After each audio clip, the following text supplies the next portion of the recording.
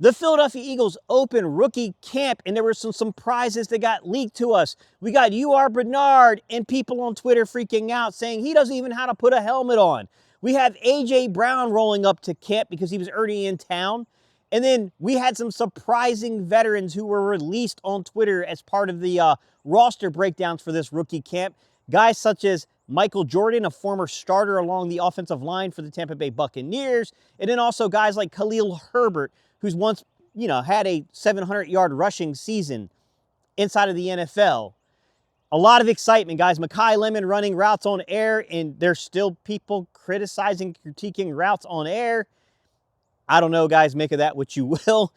The thing that I took away from this camp is a lot of excitement around the players. We got Markel Bell out there actually working the pads, working the sled, working on releases, trying to get that center of gravity right. A lot of things leaked out on the first day. Pretty fun to watch that and see that on Twitter because we don't always get as much coverage as we get deeper into the offseason and they start kicking reporters out.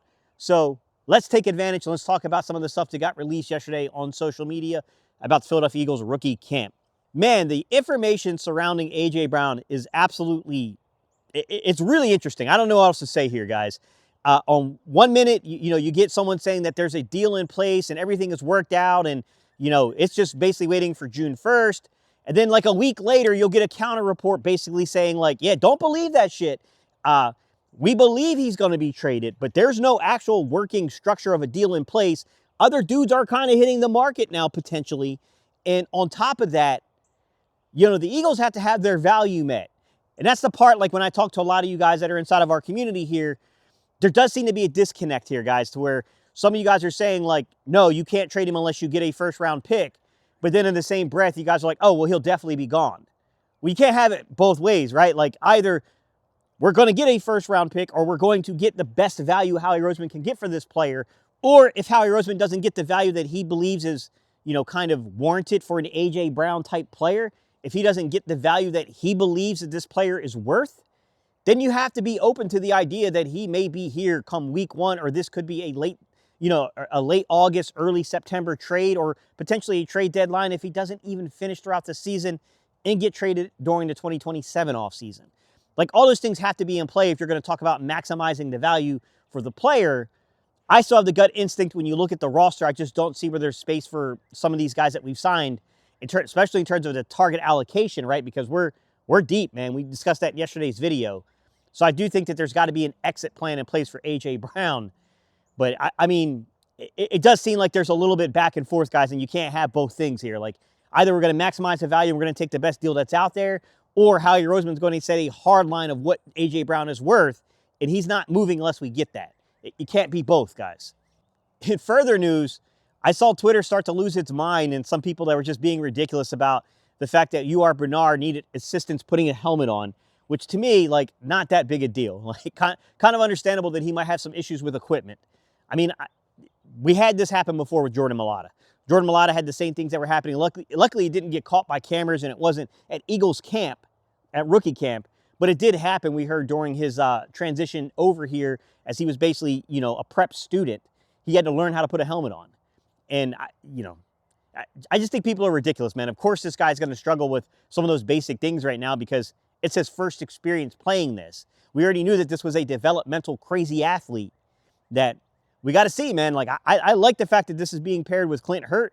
I think Clint Hurt is going to do a damn good job with this young man. Like, I just say give it time, guys. I mean, you could see some of the drills that they were doing. He's a little reactive. He's not instinctive yet because he doesn't know what's happening. These are the baby steps. We're walking him through this. Some people are already like, oh, he's not going to be on the roster. I don't know, man. I mean, they can always use an IPP label for him if they want to and stick him around for a few years. That's why it's really smart by Howie. But we'll have to see how that kind of pans itself out, how it works its way around, guys. I'm not going to judge that on the very first day of rookie minicamp.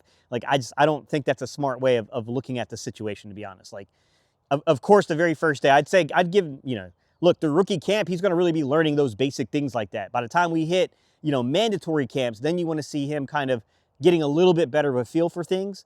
Still going to be reactionary. He's still going to have to learn instinct on some of these drills and things like that. But you'll start seeing, you shouldn't see reports of the equipment stuff. Like, I just think people are freaking out over nothing, to be honest with you. Markel Bell was out there working sleds. We saw Markel Bell out there doing some actual positional drills.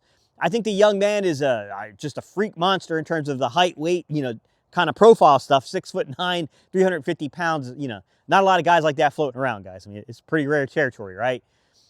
Interesting because you could already see that they're trying to work with him a little bit about working that sled and like kind of working in terms of staying within the center of his gravity. That's going to be tough, man, when you're 6'9". Like, I'm not even going to sit here and try to knock the guy. I mean, me being a former coach myself and working with players, like, it's difficult when you got guys that are that kind of height profile, man. Like, it's really difficult to kind of catch that 45 correctly. It's difficult to shoot your hips properly. It's difficult to keep your center of weight, guys. That's what you're looking for, is to keep your center of weight in an area that's not making you off balance. He's going to have to really get through those things, guys, especially if they plan on making him kind of a tackle guard kind of combo player. And I do think that if you look at the structure of this roster, there probably needs to be some of these guys that can play tackle guard, right? You got a tackle guard on the left side, a tackle guard on the right side. We already know we got one guy that can do that at a very high level, a veteran guy that we brought back to the Eagles once again, Big Fred. But you're going to need more guys than that can do that. And on that note, we saw the Philadelphia Eagles bring in a veteran. They brought in a veteran guy who has some years, some experience playing, as a starter along the guard position or at the guard position in Michael Jordan. This is an interesting one because, like, the Eagles are kind of tipping their hand a little bit about, they know that this is an area they got to do something about the depth. I think that if you read the tea leaves of how the offseason has went, you can see this, right? They drafted Markel Bell in the 3rd round. If you talk about the tackle guard for this season, at least, kind of being able to do that, be that role guy.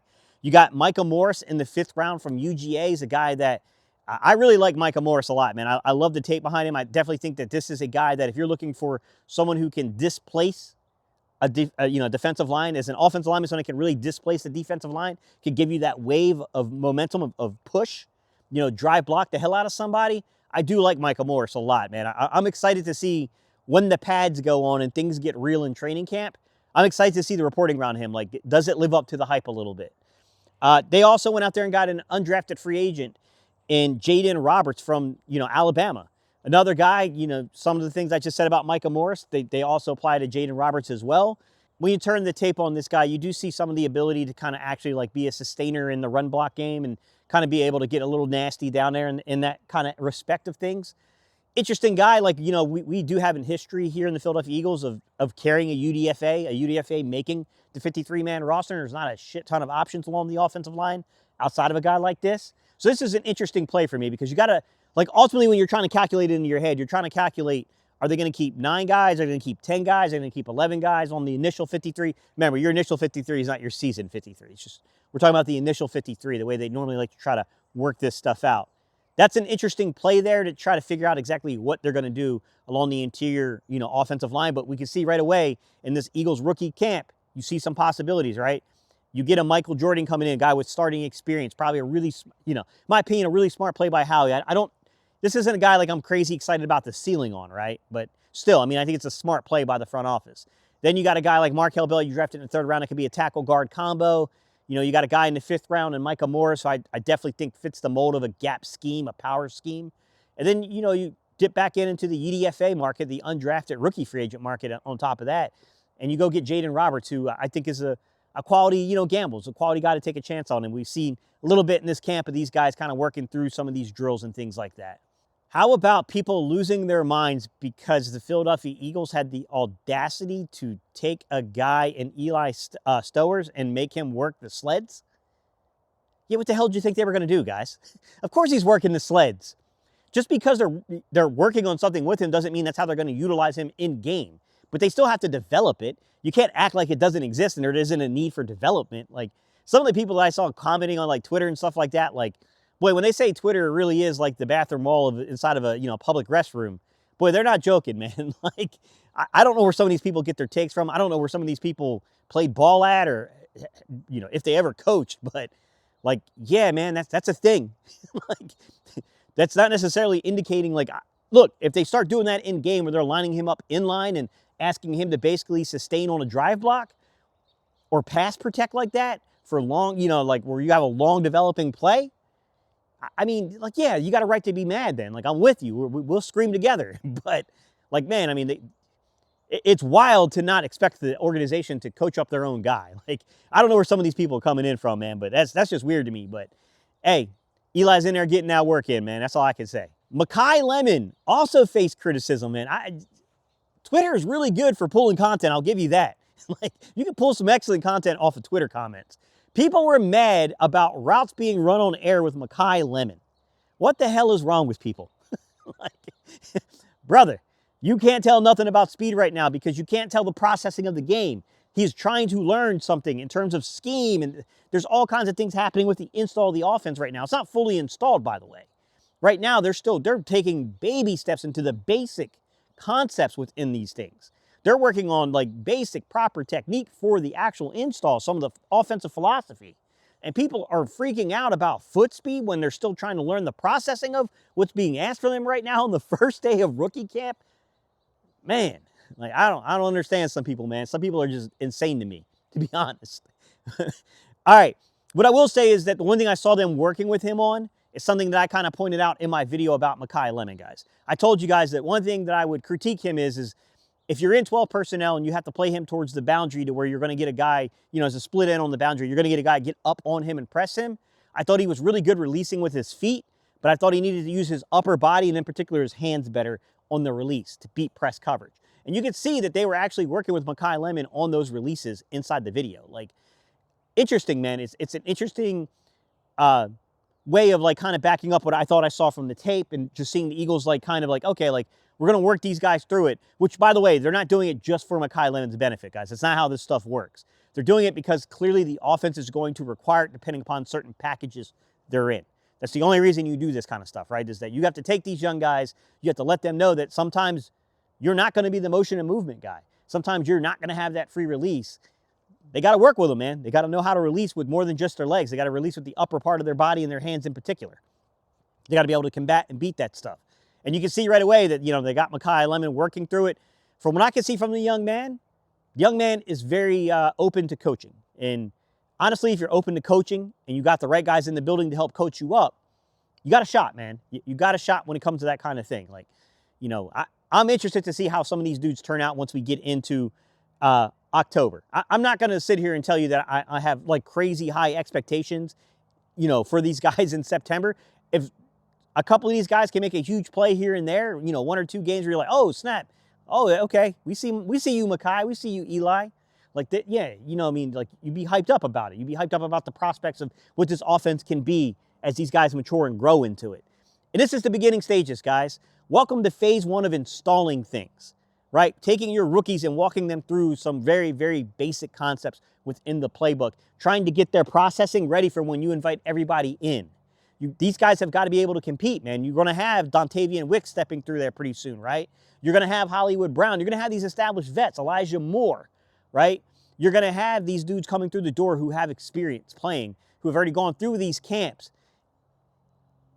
You got to be, you know, you got to be on your toes. You got to be ready, man. You're fighting for playing time, man. And this is phase one of that fight for these guys. All right, y'all, if you guys like this type of content, I want to throw up a couple videos for you, man. Some videos that I think are doing really well. Number one, if you want to see more about scheme, I made a video here where I kind of talk about all the talk about, you know, Shanahan. And I do think some of the Shanahan talk, you know, makes sense because they're going to run some wide zone. We just don't know how much of it they're going to run. But I also told people to watch how teams have actually like run this system or systems that are similar to it around more mobile RPO-based quarterbacks. I told you guys to kind of watch the way that they're utilizing things in Denver right now around Bo Nix and kind of like what Sean Payton's doing there. Because I think that's you know, something that's worth watching. Another note on that, guys, is what Shanahan did with RJ3 with the Washington, you know, Commanders, formerly the Redskins.